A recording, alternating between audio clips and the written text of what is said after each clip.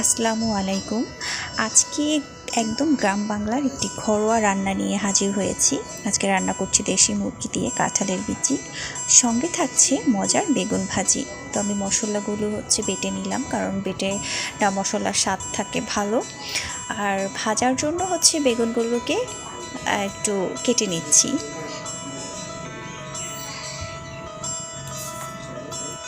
তো যাই হোক, আমার কিন্তু দেশি মুরগি দিয়ে কাঁঠালের বিচি ভালোই লাগে। তো আমি এখন চলে যাব আমার রান্নায়। তেল দিয়ে দিলাম। তেল গরম হয়ে এলে তেলে একে একে সব মশলাগুলো দিয়ে আমাকে এটা ভালোভাবে ভেজে নিতে হবে। পেঁয়াজটা একটু গরম হয়ে ভাজা আসলে গরম মশলা সহ একটু হালকা ভেজে আমি এরপর মাংসগুলো দিয়ে দিচ্ছি।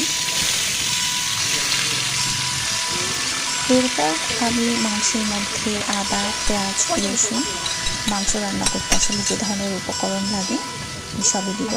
এর মধ্যে কাঁঠালের বিচিটাও দিয়ে দিচ্ছি। কাঁঠালের বিচিটা আমি আগে থেকেই পরিষ্কার করে রেখেছিলাম।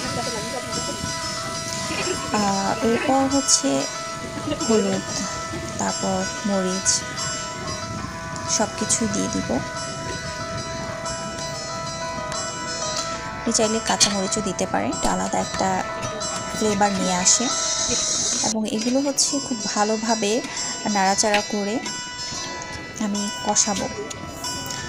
খুব সুন্দর একটা ঘ্রাণ না আসা পর্যন্ত এটা কষতে থাকবে। এরপর খুব ভালো করে নাড়াচাড়া দিব। তারপর ঢাকনি দিয়ে ঢেকে রাখবো কষানোর জন্য। যখন একটু কষানো শেষ হবে, একটা সুন্দর ঘ্রাণ চলে আসবে, তখন এটার মধ্যে আমি পানি দিয়ে দিব